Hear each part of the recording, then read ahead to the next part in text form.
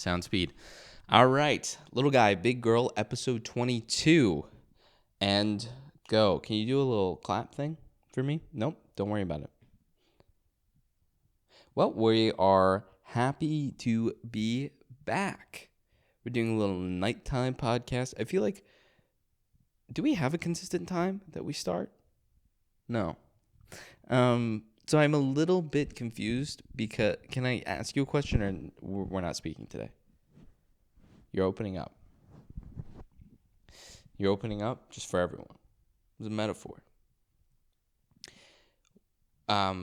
Is there something that has inspired this look for the day? No. And so this is the issue because this is a two-person podcast. One could argue that people tend to watch this show because of you and not for me. So that does make it a little difficult. One word? No, that's just a wag of the finger. So Sofia has taken a vow of silence for the day, but still said, hey, I want to be on the podcast. I want to do the podcast, but I don't want to speak. So then she put on a suit, has been devising something. I'm not really sure if there's going to be an airstrike on the house or if she's just going to get up and start, maybe she purchased a weapon. I don't know. I literally don't know. You're not speaking. So basically, I am here just as confused as you are. Why is Sofia in a suit? But maybe that is the question that needs to be asked for this to go viral. Has Sofia taken up a life of high finance? Maybe while I'm in my 9-to-5, she works at a Pilates studio, in quotations. She has actually been getting her MBA in business at Wharton. We don't know. I haven't been seeing her around. I don't know what she does. This whole Pilates studio thing could just be a total farce. Maybe this even like performance thing, her going to school for 4 years for theater. Finance bros drink whiskey or Jack? You would probably do whiskey. What age? Are you going more Gordon Gekko, like Wall Street the movie? You need to stop making finance references because it's personally offending. That's a movie. Do they put ice in here or no? You would put ice. You'd put a big blob of ice. So I don't know, what the hell is going on. I don't know what's happening, but I was instructed to sit here and talk, and I guess we'll wait for when Sofia wants to explain herself. I think that perhaps if, maybe a contract is whipped up for like a 30-year, reverse mortgage, I'd be a little concerned. But maybe this whole relationship is just so, she can be a licensed broker and give me predatory loans. I thought if I put on this suit... Give me a predatory loan contract. I deny. Sit here on this chair. Mm-hmm. Aaron will finally take me seriously. The way that he takes other men seriously. And maybe he'll love me a little more because of it. But I realized me putting on this suit means that he thinks he can talk to me like I'm a man. And I'll be honest with you. I don't understand anything that he's saying. It's going right over my pretty little head. Mm-hmm. I like that it's slicked back, though. Did you put in anything for that? I actually... Ooh. It's very strong. Is that straight whiskey? There's no bitters or anything? What's a bitter? Don't worry about it. I've realized that Is to that actually straight? embody a finance bro, I need to know these things. Mm-hmm. And so I've decided that this podcast is going to be me learning what finance is. Great. From Aaron.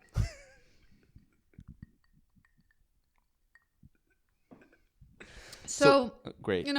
I'll ask you the questions because that's why we're here, for me to learn. Amazing. And I just want to know, what is finance to you?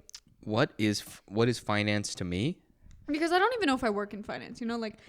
I do think that working on Wall Street, that's finance. Everyone on Wall Street works in finance. Everyone? Mm-hmm. Everyone on Wall Street.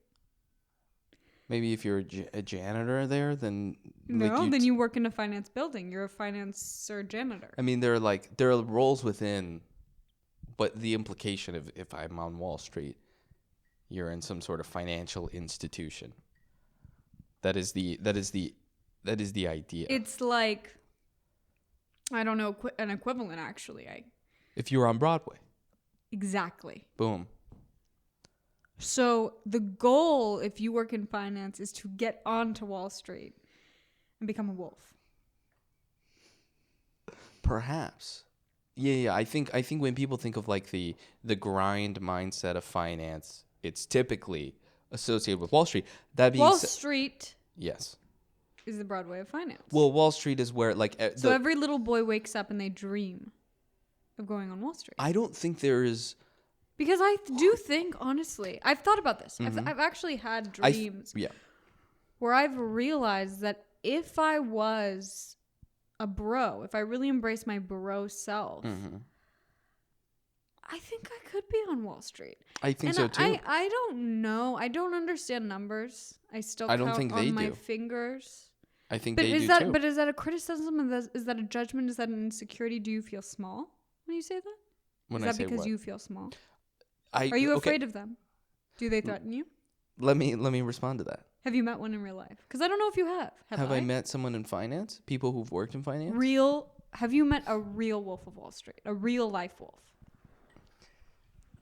Because I'd like to meet one. Let me just tell you that I'd like to meet a real life wolf. It's the crotch. It's the spot that's made for your crotch in those pants. Can you lift up the tie for me? No, I don't like you harassing me like this.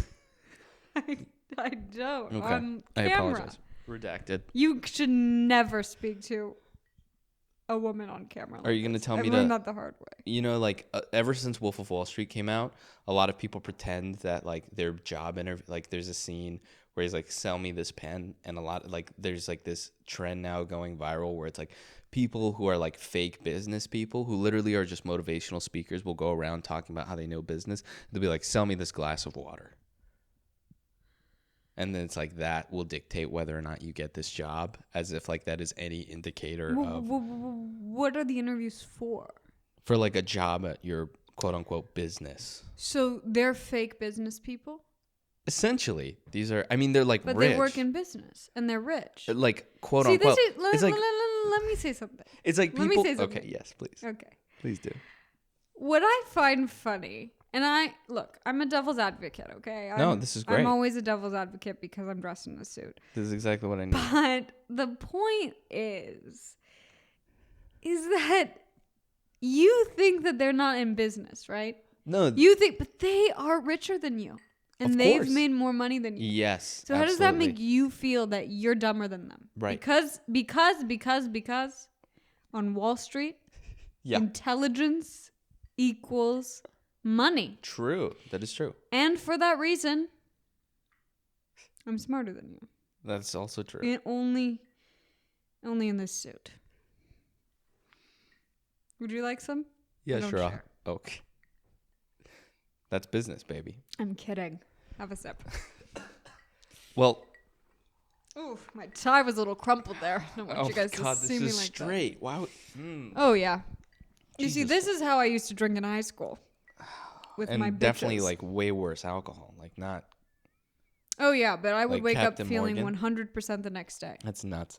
Anyway, so. I do remember one time. Actually, I'm not going to talk about drugs on this podcast. Anyway. I'm done. But look, those people who like motivational speak about business who know actually like very little about, like there are people who are literally like, they are business influencers. Yes, exactly. That is totally what it is. Yes. And let me tell you, we have started this podcast a few times, but in an earlier iteration, I literally was talking about why the Wolf of Wall Street is like the worst thing to have ever happened. But remember when you made me watch that movie? Which one? The Wolf of Wall Street. Did I make you watch it? Yeah, you said that it was important that I watch it. What? Mm-hmm. You told me. I feel like there's context it was missing you. here. It wasn't anyone else. You said it was important that I watch Why? that movie because you said it was a good movie. And so I watched it. And once they started shooting people out of cannons, I had to turn it off. This is in the first scene. I literally cannot speak for that moment. I don't even remember that. And let me just tell you. Great.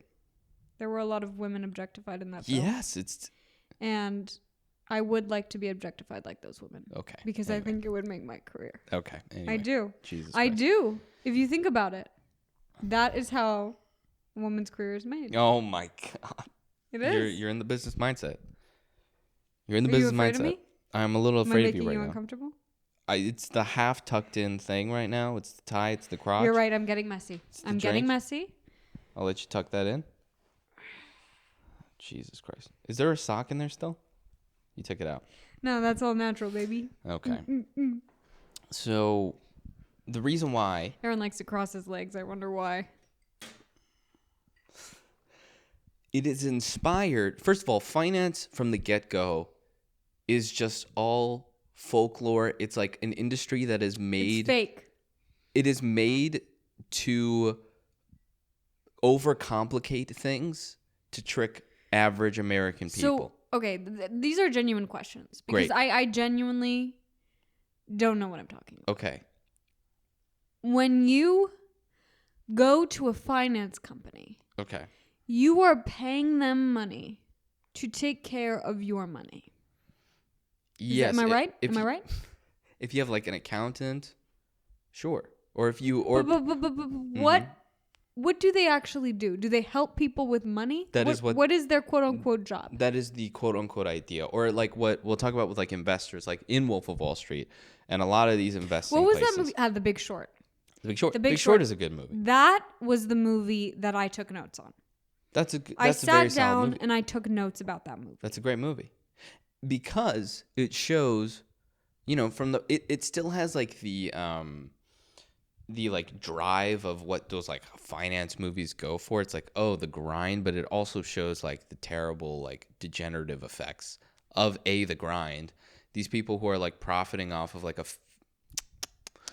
a giant failure at like the systematic level of like how our financial institutions are just literally like on it's like literally shows the result of how banking was just made up by a bunch of idiots.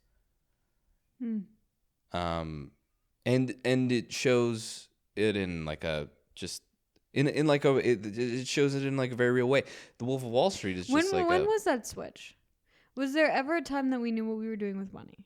I think it literally initially how it used to work is like, let's say you had a company and you wanted to go public, you wanted to IPO, and which means that you now sell stocks to the public. Which is, stocks are like just a portion. I know what IPO is. Of course you do. I mean, come on, who's wearing the suit here? I have known what IPOing is for a long time. Of course you have. I'm sure you've done it yourself. Aaron, I'm Sofia. I'm myself. I'm very confused right now. See, the thing that I'm worried about is you. Right. Not me. I understand. I know who I am. I know you know who you are. But if you don't know who I am, then... I know who you are. You don't have to tell me twice. But look, basically, The Wolf of Wall Street sucks. But you like that movie. You do. No, I don't. You're fake. What? You pretend. I'm actually not pretending. Because you told me to watch that movie. I literally don't. You told me to watch that movie. You said, watch this movie. And I put on the TV. We have never had this conversation before. Yes, we did, because who else would have told me to watch The Wolf of Wall Street? I don't know. I don't take movie recommendations from anyone else. I don't. Okay.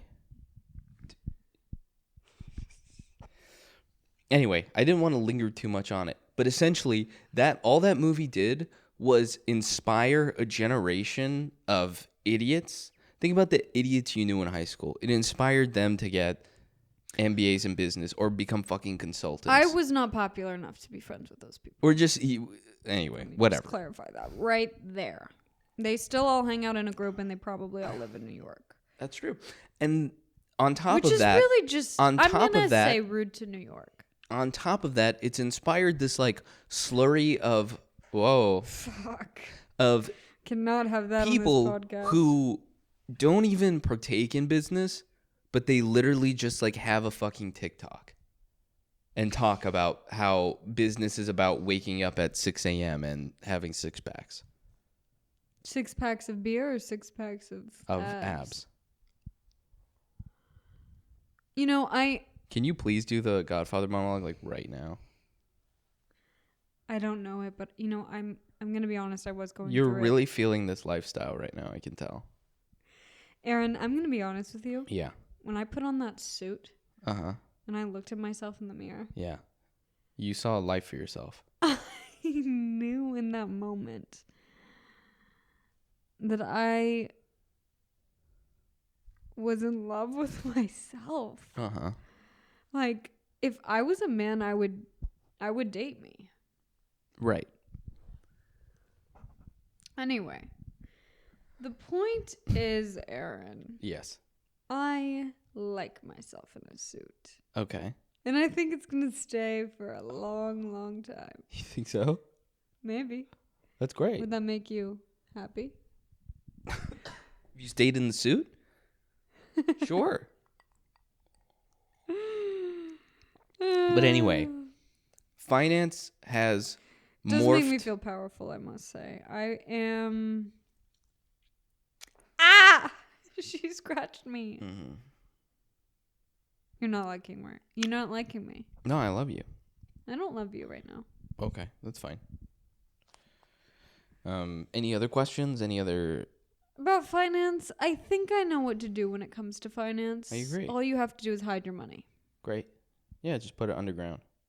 And that's what I do. Right. Don't put it in banks. Just keep it hidden. Out of sight. From anyone. Keep it hidden. Mm-hmm. That's what you have to do. Mm-hmm.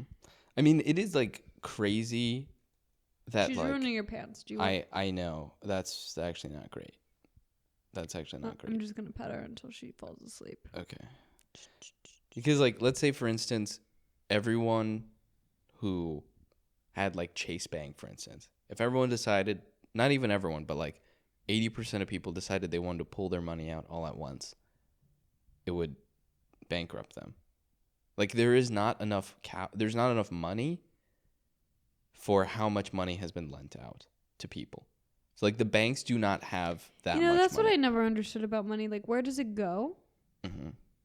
So banks, for instance, let's say we start a bank tomorrow and we say, hey, everyone, we have a bank.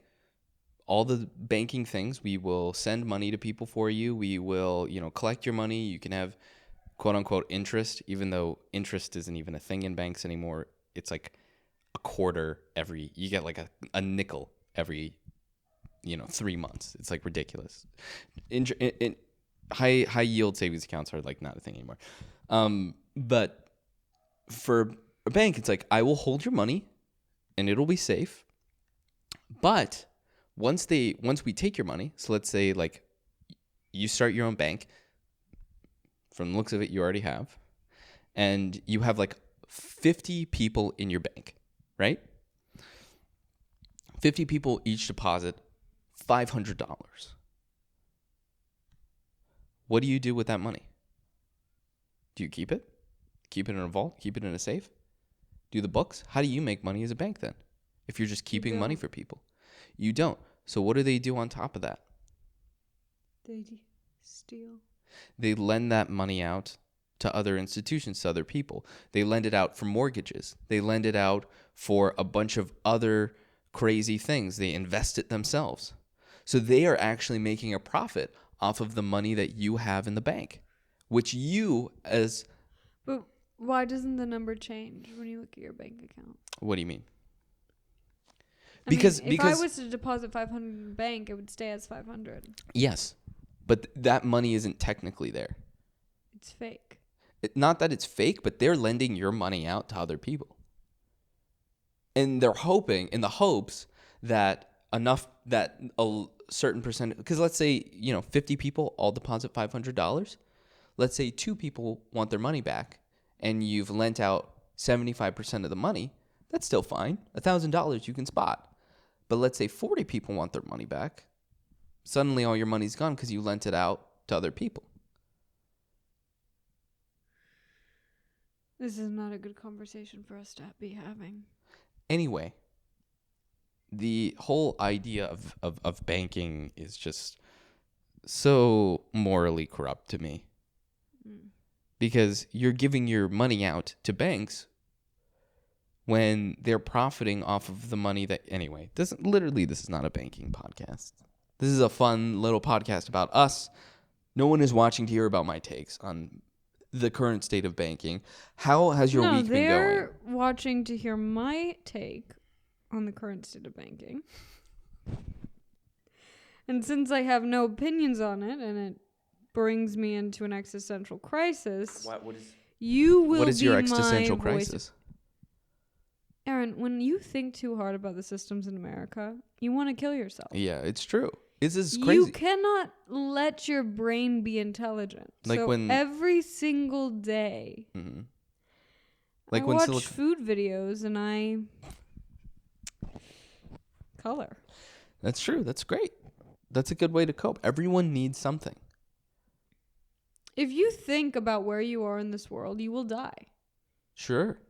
So stupid people are actually better off than smarter people. I think that... And that is why, even though there's a tiny part of me that's smart... Well, you're very smart. Okay. I choose to turn it off. Great. I choose to shut my eyes. I choose to look away. And when a man talks to me, I smile. And that's it. That's great. And that's why I'm here today. Mm-hmm. That's not true. It's because of manifestation. I believe in witchy powers behind people's back. I'm actually a woman. Don't listen to any of these freaks. They will take your money and they will take you and everything that you're worth. You have to trick them and stab them in the back. Listen to me and run. Oh my. I don't disagree. I think that there's a lot of... At least the ice is melting, but that's still rough. You're a pussy.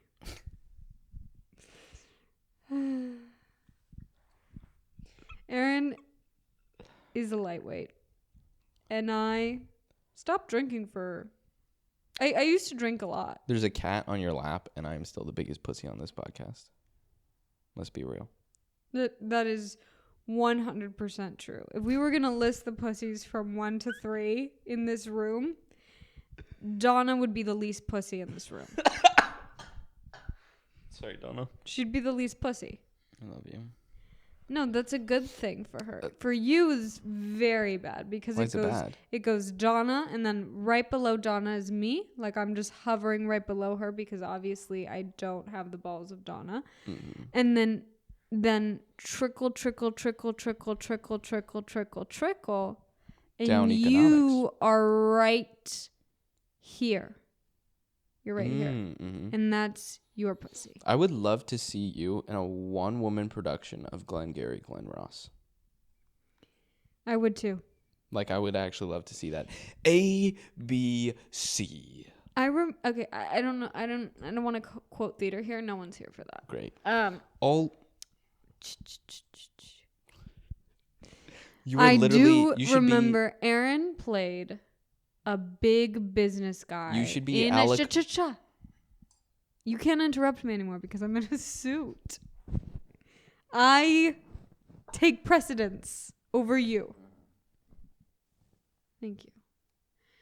Now, I was saying that Aaron was in a play. He didn't want to talk about it. He doesn't want to talk about it on the podcast because he's shy and he's little. But basically, he played a big guy, a big finance guy in this play. And like, let me be honest with you, it's a fine play.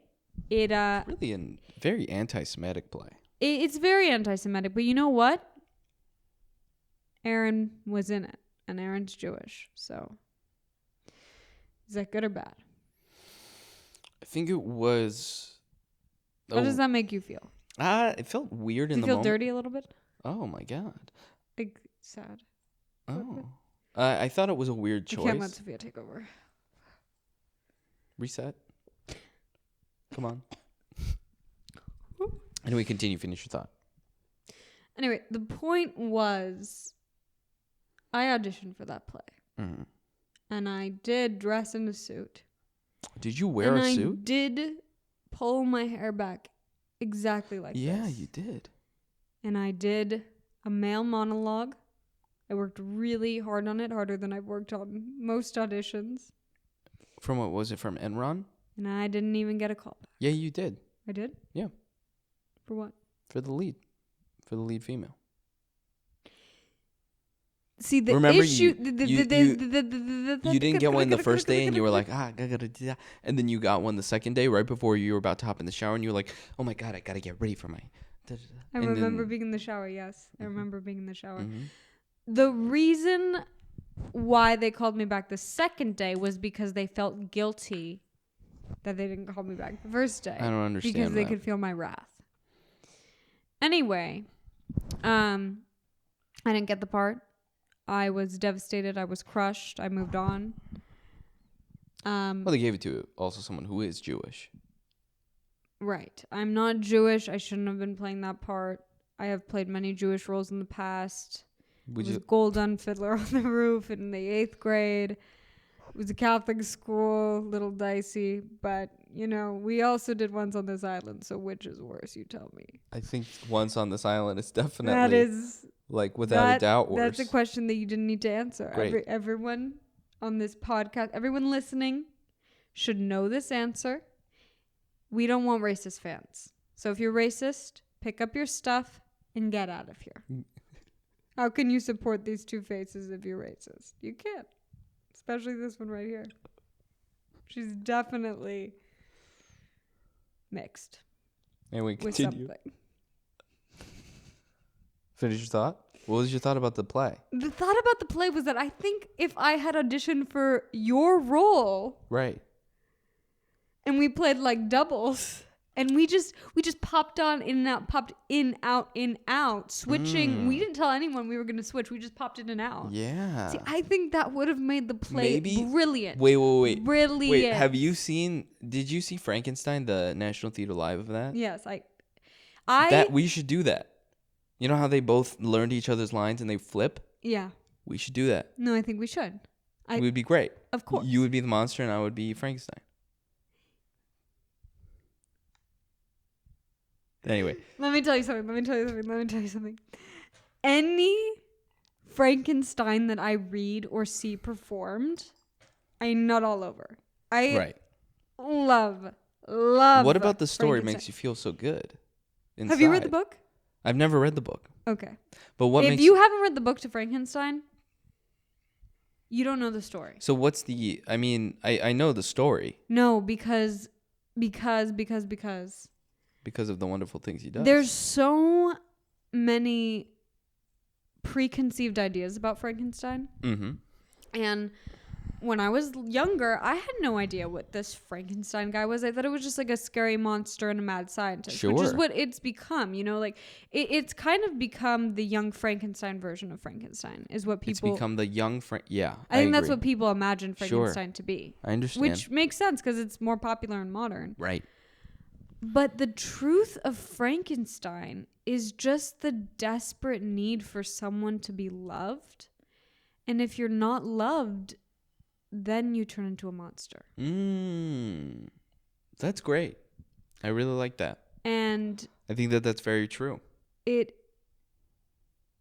like this need to create chaos so that someone sees you. Right. And I relate to that on a very deep level. I think that's you, honestly. And that is why I believe I am not Frankenstein. I'm not the doctor. I am not the creator. I am the monster.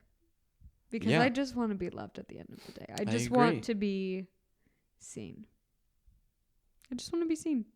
And I think most people, they don't even need to be held. They don't even need to be hugged. They don't even need to be touched. They need to be seen. And And that's why I love Mary Shelley. Shout out. You're my hero. Shout out, baby. She is my hero above all the finance bros, above... What's First his name? responders. Jordan Belfort? Mm-hmm. Is his name Jordan Belfort? Yeah. Piece of shit. Jordan Belfort is his name? Jordan Belfort, yeah. What is that? What do you mean, what is that? What ethnicity is he? Aside from white. I don't know. I would literally have no idea. What? Jordan Belfort. Jordan Belfort.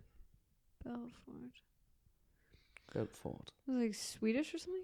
Like he came from, Germans.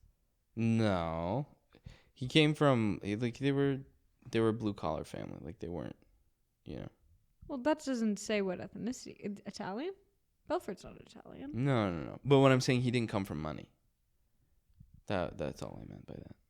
And that's why people want that. That's why. Because the issue with the movie story. is at the end of the day, they still portray it as a fucking success story, and he literally ruined so many people's lives.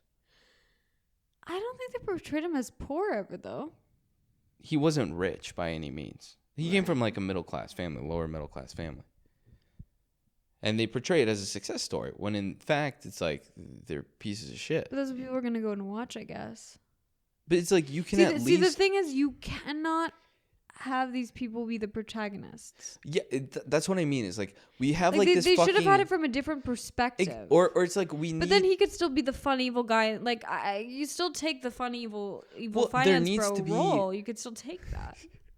I'd still play it. Even if I wasn't the lead, I would still play it. And I hope Leo, you would do the same. They just need to show I just hope you would. That like either the world has no consequences, but because we're in a system where people who are wealthy and rich have no consequences, and that the system is built to literally protect people who have the most power in the world, you can show that and show that those people don't have consequences. But then you need to, at the same time, show that just because those people don't have consequences, there are consequences literally for everyone else. So those people who don't have... Well, the thing that I think about that die.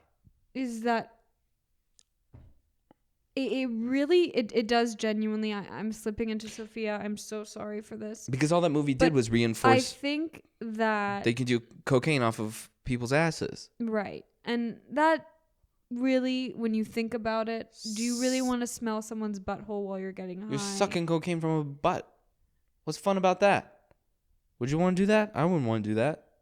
I wouldn't want to do that, but I think I wouldn't want to do a lot of things that people find fun. Would you want to suck it from a butt? Yeah, that's pretty gross. God. But I feel like instead of... Anyway, fuck it. Whatever. No, sorry, I'm going to slip back into Sofia for a moment. It's fine. Go for a second. But I think what really shocks me about a lot of people is that they don't have moral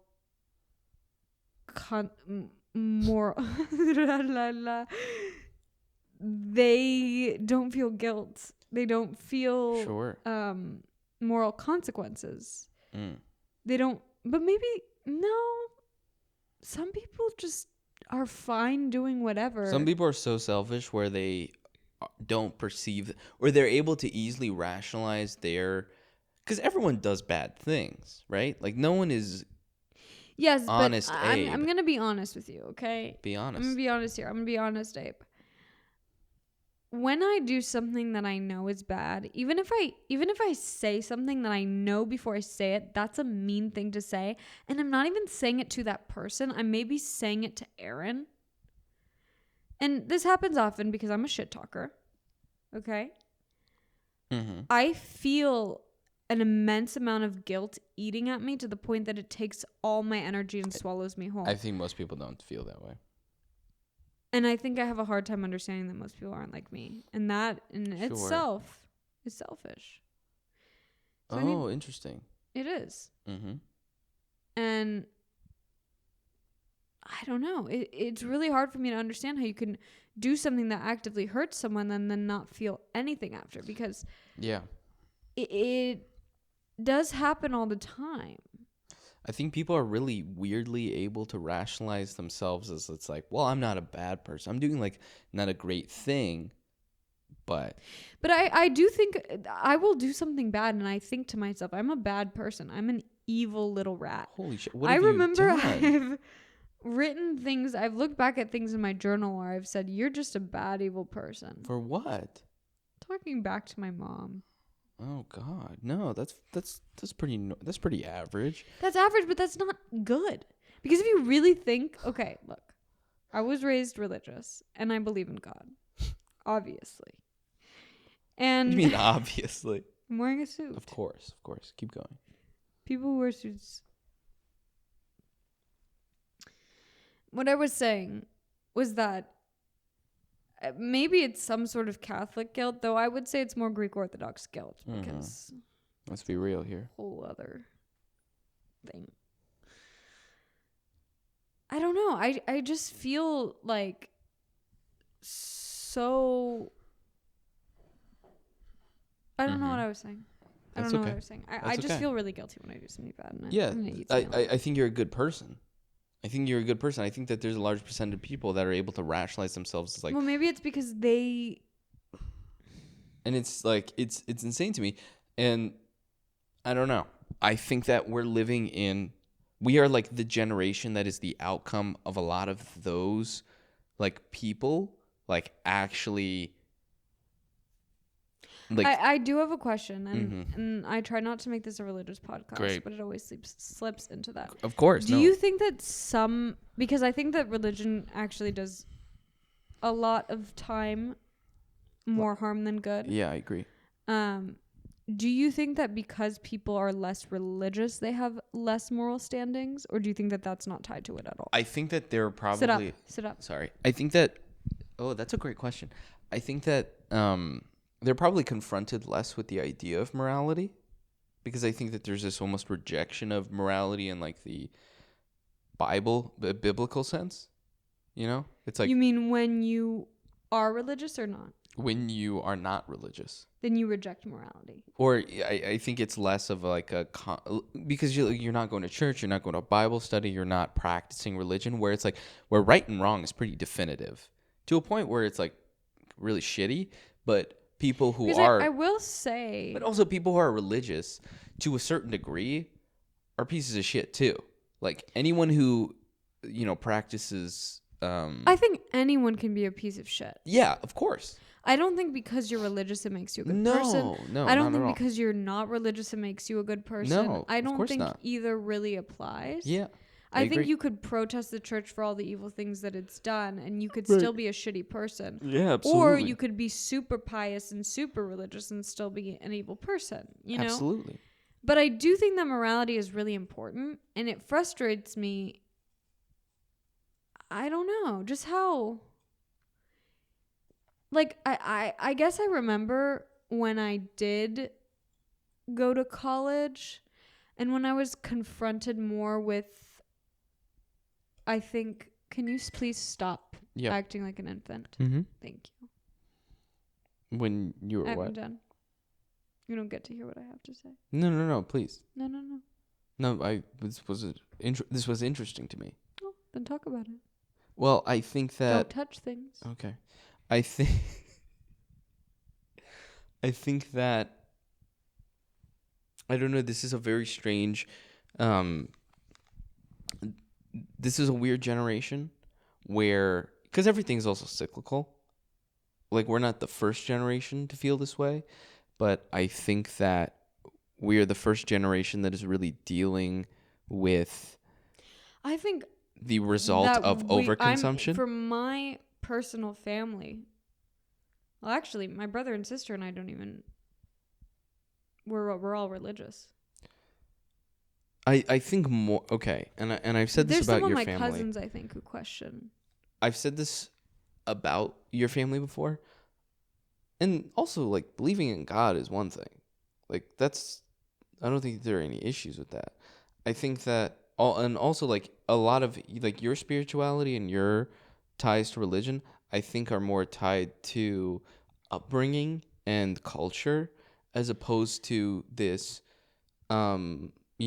hard and fast, there is a God is good all the time, all that stuff. I think it is more... No, but I will say, I do believe there's a God, and that God is good all the time. And that's fine. And that's fine. I'm back. Okay. Hey guys, sorry about that. The battery died, and then I was recording, and then I wasn't recording. I'm so sorry. No, you can ask a question now. No, Aaron. You can do it now because we're recording. No, my brother called, okay? And I don't know if you guys saw that. I don't know if you didn't. They're not. You're not going to see any of that because Aaron's wasted and he's ruining the podcast. Sorry, guys. I literally, Andreas, I poured myself, because I'm wearing a suit, a nice tall glass of pure whiskey. Because that's the kind of man that I am. And I gave Aaron 2 fucking sips of my glass. I drank the whole thing. And he's wasted out of his mind, and I'm completely sober. It's cheaper for him. Good for him. Thanks, Andreas. Anyway. You're just be the man you are, and drink it, smoke your cigar while you're at it. Might as well. Thank you, Greta. On the rocks? It's on the rocks. Of course, it was on the rocks. One big rock. That's how it's gotta be. That's how it's gotta be. You know. Okay. Well, I'll call you later. I love you. Okay. Bye. We'll have a little call in. Sorry about that. I can't believe we were talking for like maybe 20 minutes and I just literally was not recording. I don't even remember what we said. I have no idea. We were talking about morality. We went through it already though. So they will just literally never know my stance on that. Basically, I'll never tell you guys. Basically, Aaron had a crisis about capitalism. You'll never. Which is what we normally know. feel every single day. Yeah, it's terrible. And you were talking. You were talking about this, and yeah. I actually want to ask you. Yes. You were talking about how it made you feel sad that your grandparents had this idea that if they work hard, they can make it. Yeah, that was like their whole thing. And you didn't believe that they could. They didn't. They literally did not. And then they died not doing it. And they died being left with the... No one is watching this podcast for this conclusion, but they worked hard their whole lives. They saved. They were very frugal their whole lives, right? My grandmother would pick the salt off of pretzels and then reuse that salt to season food. That is pretty fucking frugal. And they spent their whole lives trying to figure out what to do with the money that they saved. They bought a house. They bought an apartment building because it's very immigrant, it's right? So immigrant. Yeah. It's like, what do we do? Well, blah, blah, blah. Let's own property. They bought property, and then housing got destroyed. And before that, yeah, and everything got fucked. So, and the idea is because that's the image that's sold to people because it makes the people at the top of that period more money. It does. If people at our level work as hard as you can, it makes people at the top even richer. That is what happens. And maybe people climb, and I do believe that happens, or people who are like at our level who have come from like, middle class backgrounds who are like on the traditional sense, like geared to deal with the ridiculous shit that goes on. But like for the majority of people, I don't know, you're feeding them something that just isn't, that to me is not there. And I think that, like this isn't like a fucking new take, by the way. This is like a take that probably most people have at this point. But like I saw it, and I saw like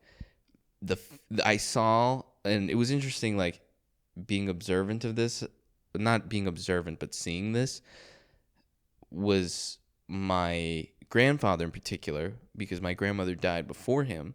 So it was just him trying to grapple with maybe I prioritized the wrong things in life.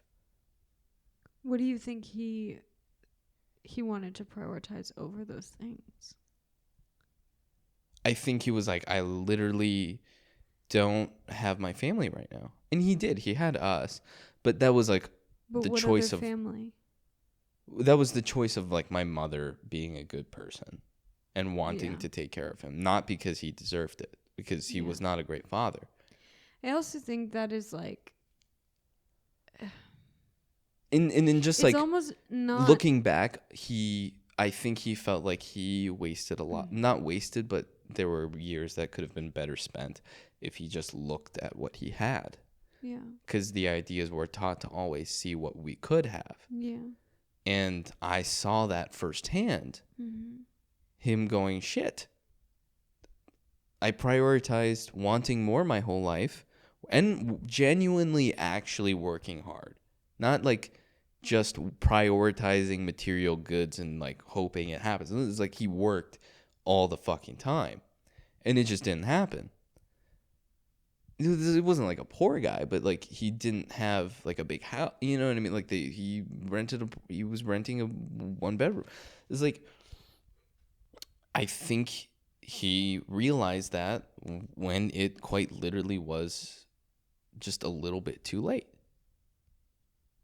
So I don't know. Like I get very sad when I see people caught in the sauce of that sort of mindset. You can still like, and the idea isn't also like reject it entirely, because that you're just as fucked if you reject it. But like, I don't know, some acknowledgement of I can work as hard as I can, but I can also only do so much. Do you know what I mean? Yeah, I think that's a really hard thing to accept. Of course. And I don't even mean like... But I do think that you live your life that way. Like, I think you saw your grandparents experience that. I think you saw a switch in your own mother. Yeah. And you saw your father was kind of... He did not come from a lot. No. And I think you experienced a switch in your life also as well, if you don't mind me saying, where you didn't have very much, and then you moved to a place where you were more comfortable. Yeah. And you experienced a switch in that at a younger age. Uh-huh. And so I do see the way that you view life. It's really beautiful because there's almost this freedom that you have where you don't put pressure on yourself to have to get to a certain place, and you're able to just be happy where you are. Mm-hmm.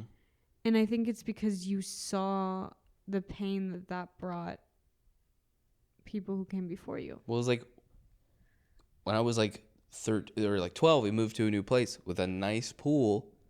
I liked the first pool. I liked leaving the house and seeing, you know, whatever was going on in the neighborhood. Mm-hmm. People on the block chilling.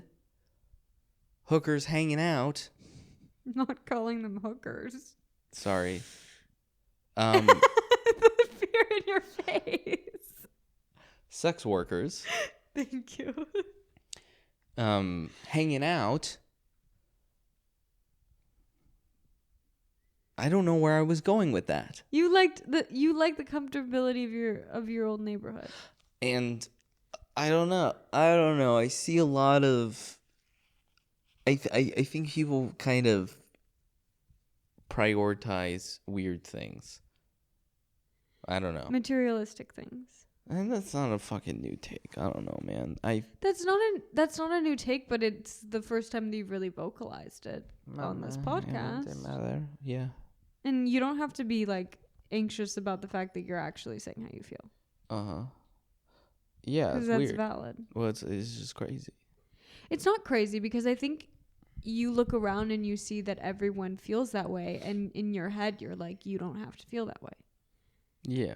And it's also like everything's gonna be fine. Also, you live with me, and I think I am the exact opposite of you. Well, you're wearing just in the way that you're wearing a suit right now. Right. I mean, I do look better in a suit than you do, so. That's true. Can I just be honest with you? I look terrible in suits. I hate how I look because suits make me look like I'm already a small guy to begin with. Like I'm short, and I just have like a small, odd body. We realized the other day because of this thing that we're working on, which we'll give you guys an update on that soon. Tuned. We were kind of both on our knees for this thing, and like I was much taller than you because my torso is, but I have really small legs. Yeah. Really tiny legs. And I still have a small body. I have small arms too. Like, you're wearing the suit now. My arms are maybe like a little bit longer than yours. But I will say, when I put on your clothes, they fit me perfectly. Right, so sometimes a little bit tight, and I have it does small make dimensions. me feel. It makes me feel like, am I insecure about this? But then I think, no, I'm a big girl for a reason, and I love that I'm a small man. I take up more space So than you in a beautiful way. that being said, suits. Yeah. It is tough for me to wear suits because it shrinks me down even more for some reason. Right. And the suit looks way better on you. Thank you. Because like I hate wearing suits, even though Sorry. I'm learning. It's I'm okay. listening. You're learning and listening. Fuck! I literally just almost did it again. Yeah, I don't know. That really made me sad right there. Oh, really? Sorry about that. Let's lift this back up again. No, I mean, we can just talk about it. What do you want to lift up? What do you... That being said, like, there were a lot of... I think my family had like a lot of happy times, too. No, I think, agree. Like, there was a pursuit of something that I don't think was really there. Yeah, and I think, like, I see my dad... And looping it... Mm-hmm. No, go ahead. Well, looping it back to the protagonist thing, everyone thinks that they're the main character of their own story. And that, like, that is true. Like, if I, like, decided to give up, no one... and like shut everyone out and went to the middle of nowhere, no one would help me. So in that way, like, you are the main character of your own story because you're the only person that, like, your own actions are what is going to take care of you. Like, that's true. But I think that, like, your outcome in the world isn't always indicative of the choices you make. Yeah. Not all the time. Some people get hit by buses. I hate that reality. I agree with you. Sometimes planes fly into buildings. Yeah. You didn't have to say that one. I'm just saying. Like, think, like, and look, I'm not trying to be a fucking Debbie Down here, but there are also people who make amazing lives for themselves. I think for you personally, because you think that way, stop kissing the mic. Yeah.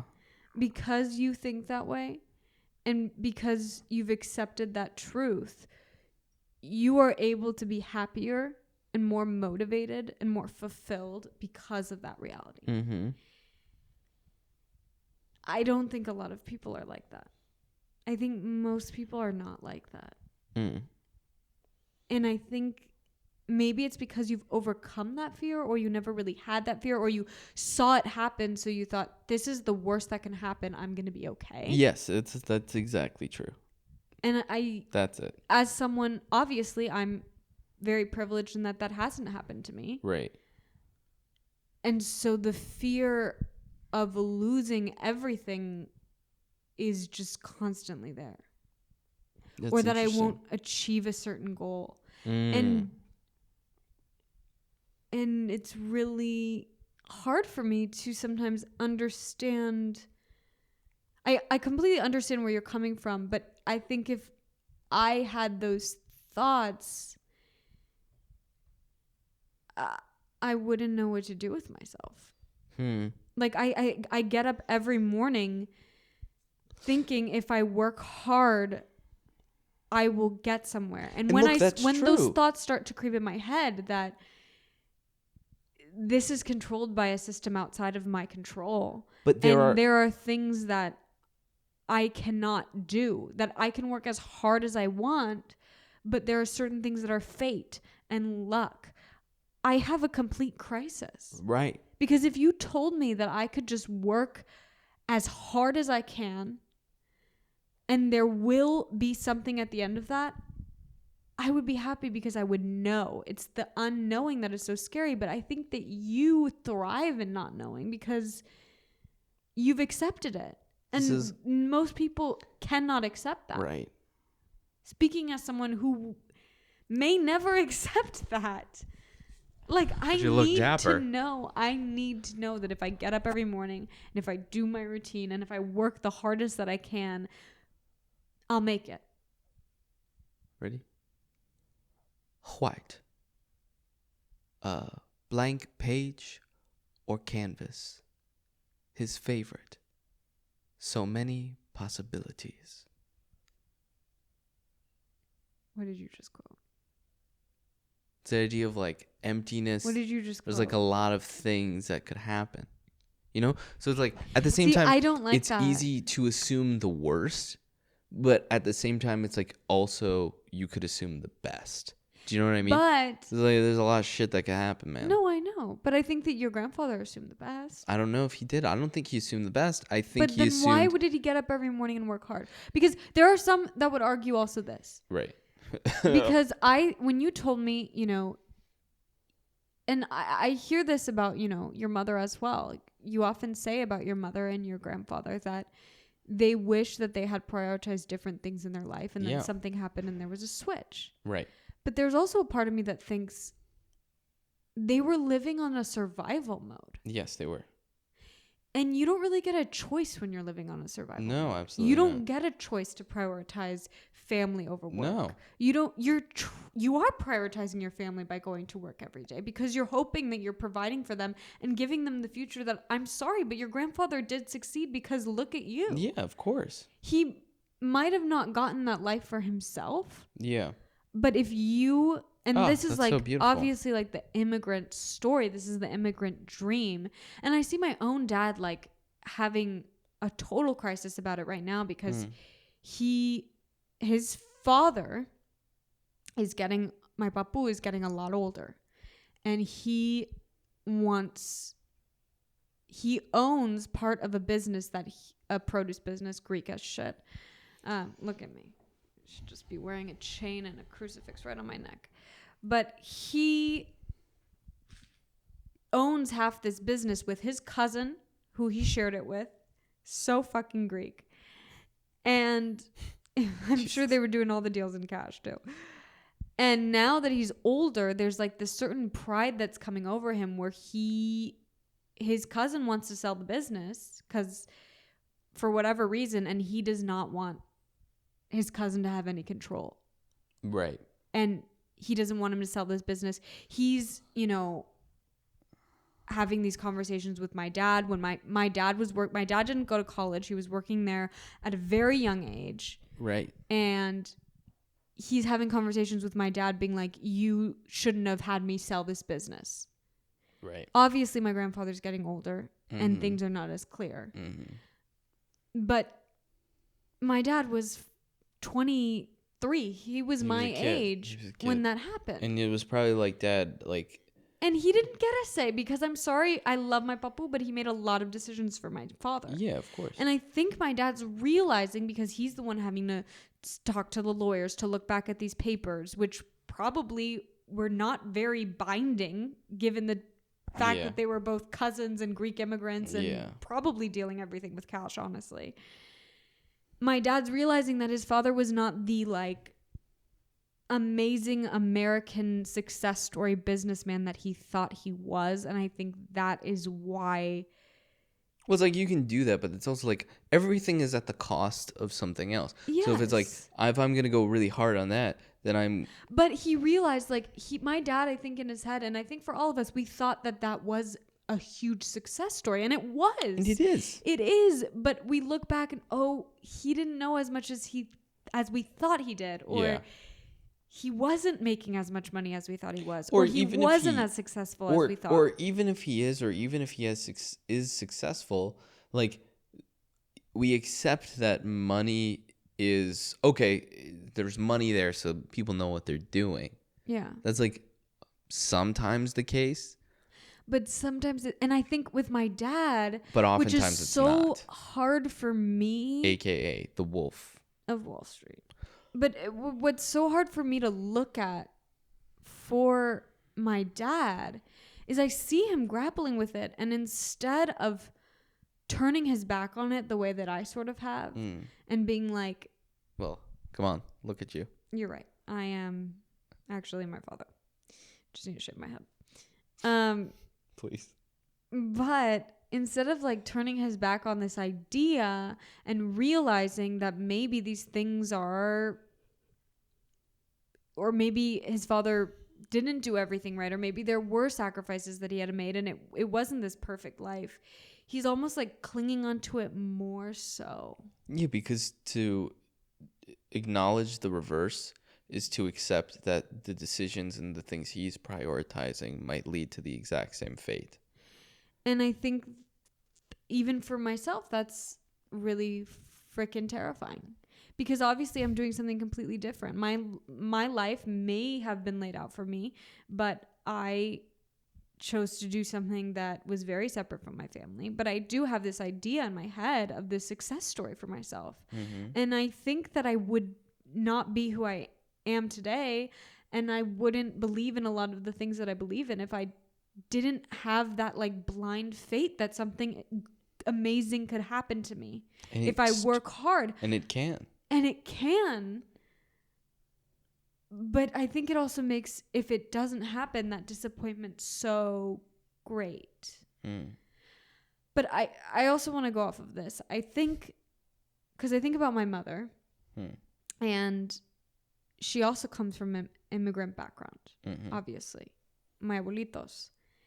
And I was saying to Luisa, my cousin in Colombia, that my abuelito is the person who has supported me most in my dreams out of anyone in my entire life. Because he doesn't care what your dream is. He just knows that he's just very inspired by anyone who's a dreamer and anyone who is a hard worker and has a big goal for themselves. And it's almost like my other grandparents, my abuelitos, are very like excited by that prospect. And my mom, I noticed she doesn't prioritize money in the same way that my dad is. She could be more frugal at times, but she does not equate money with success the way that my dad does. Right. But she also comes from an immigrant story, and she also comes from a successful immigrant story. Sure.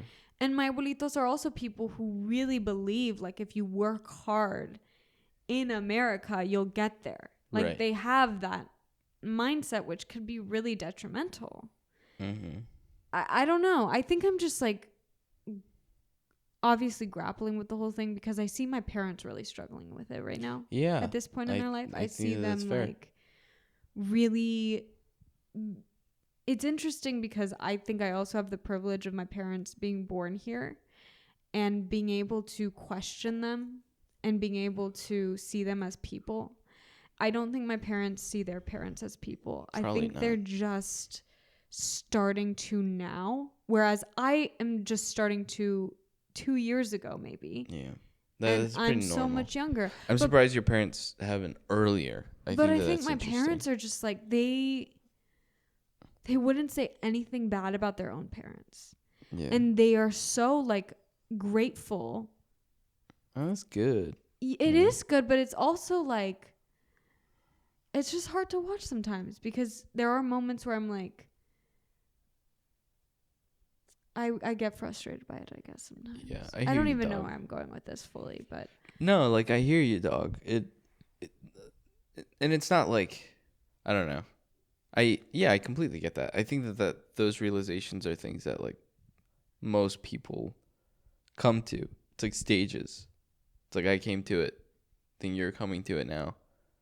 I think most people do. It's like a very common thing. I do think, like, for example... And I think if you talk to people who are our age, who are at similar stages, I think they all I think we are going through the same thing.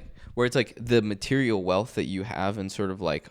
This is like once you're in like your late 20s, the people have money. It's like, oh, like they're making good money now. But it's like at the end of the day, when you're 85, it kind of levels out, you know? Yeah. It's like, okay, well, what now? It's I don't know. So I think when you're left with that, it's like, well, what did I enjoy? Who did I spend my time with? What did I prioritize? I also think that we have the privilege to be able to say that. Because I don't think that even though your parents and your grandparents are saying that at the end of their life, I don't think that they had the option to enjoy that in the same ways that we do. And I don't think that... I think that's why my parents are questioning things now because they're at a place where they're comfortable enough too, but... I agree. I completely agree. there was no time where they were actually thinking about that while it was happening. That just was not. We're really one of the first generations where we're being cognizant of those choices because of the idea that we don't have to. And it almost feels, maybe it's just my family, the grind but is I almost different. feel so guilty and disrespectful and ungrateful and stupid for feeling upset about everything. I don't think you're not mad at them. The anger isn't at them, even if it is sometimes, the root of the anger isn't at your mom. It isn't at your grandparents. It's that this literally happened to everyone. Everyone who moved to this country. Everyone was sold on that mindset and that mentality. Because, look, it has worked for some people. You'd have better odds doing it here than if you went to other countries. It did work for my family. But it did work. But at the end, you're still left with the same thing as, I don't know, you're still left with similar lessons. But I agree. I know what you're saying, dog. I hear you. I feel upset now. What do you feel upset about? Let's talk it out. I don't know. They're upsetting. I have to wake up every morning and think that if I work hard, I'll get there. Otherwise, I will lose my mind, Aaron. Yeah, that's fair too. Like, I know that it's fake, and I know that there are. No. But I'm not to saying be it's fair, fake. in my mind, what's important is that I realize like that. I'm not saying it's fake. And I'm gonna be honest. Like, once you graduate, like, you do feel freaking burnout when you're working every day, and you feel like, you know, where is this even going, and do I even have the resources to get there? And you see other people have more. But I think it's also when you acknowledge the systems around you, you notice that other people have a lot less than you do. Yeah, absolutely. And that's what I get upset with, is when people say you can work hard and make it.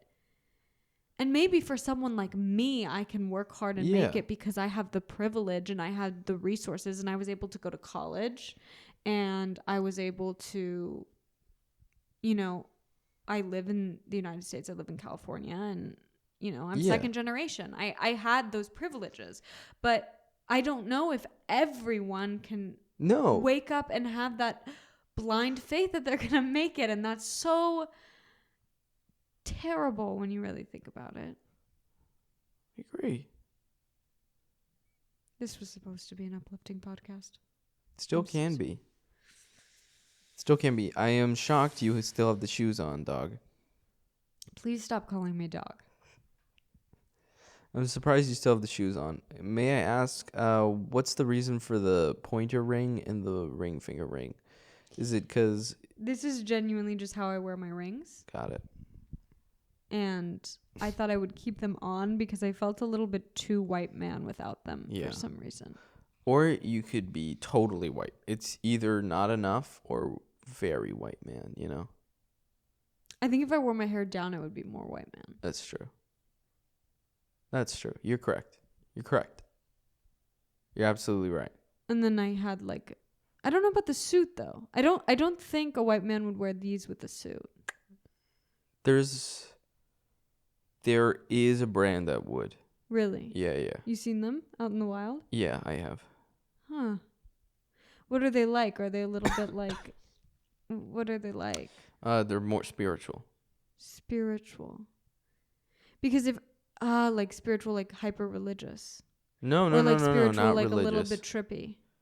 More trippy. But you're right, like the suit doesn't doesn't align. But I don't know if they would wear suits. That's what I'm saying. They wouldn't wear suits with the rings. So then, you know what I think they would it be is? barefoot and they would have like those little yoga pants that are only tight around the bottom half of your leg. So can I take that answer? Can I revise it for a second? Yeah, go ahead. And can I take it? So the revision is... What does that sound? It's upstairs. They always make noise. Please get over it and don't bring out the broom. Thank you. Great. Go. So the revision is... I think that there is another level of ear-pierced, ring-wearing, suit-wearing people, men, white men, who perhaps wear the jewelry as a sign that it's like, these are my material goods. I'm married to my work, one on the ring finger. I'm married to my work. I'm married to, or it's like one for my wife, one for my work, you know? I don't know. And when you just said that right there, the only thing I could think of was a pirate.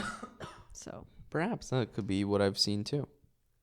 I'm now feeling a little insecure about my rings. I love your rings. I liked them at first. Now I feel like a white speedy pirate who may be spiritual.